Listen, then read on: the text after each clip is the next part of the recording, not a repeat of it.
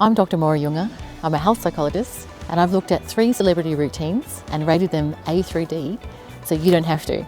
You've probably heard of SAD. It stands for Seasonal Affective Disorder, and we often call it SAD because it's actually like a winter depression.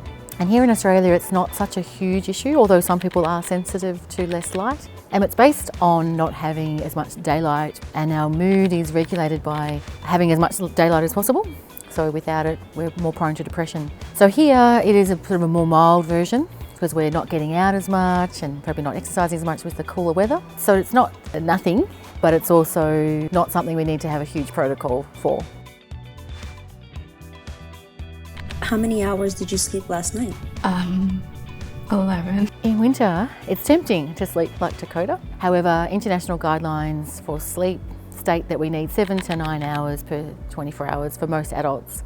So although it's okay occasionally, particularly if you're exhausted or jet lagged or sick, then of course sleep as long as you can. But if it's routine, it can be associated with some health problems, like sleeping for too long or not long enough are both associated with poor health outcomes in the long run. So I would talk to a trusted healthcare professional about that if you were routinely sleeping 14 hours a day, and I can't really recommend that for most people.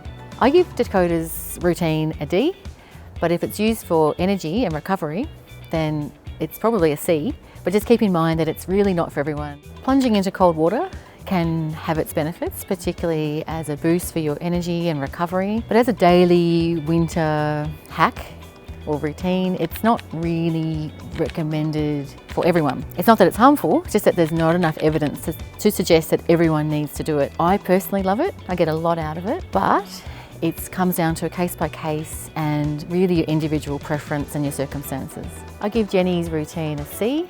It works for some people, but it's not a universal recommendation. It's about going back to basics. We need 4 things. We need 8 hours of sleep a night. We need to drink a lot of water. We need to exercise, and we need to eat 3 meals a day that are healthy. I'm giving Ella an A straight away because she's speaking my language and she's stripped wellness back to its basics.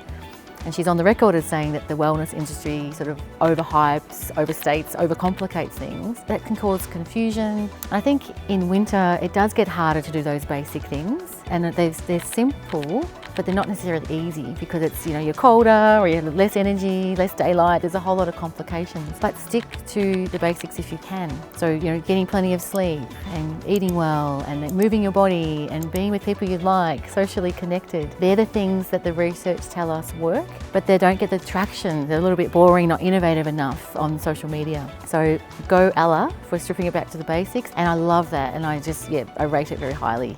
So to wrap it all up, the research tells us that Ella was right. The basics are the things that will help you the most through winter. You don't need to biohack your way through winter. You don't need complicated protocols and routines. But if you are concerned about your energy levels and your mood throughout winter, I think it's worth a chat with a trusted, qualified healthcare professional. Which of these winter routines actually surprised you the most? Let me know in the comments.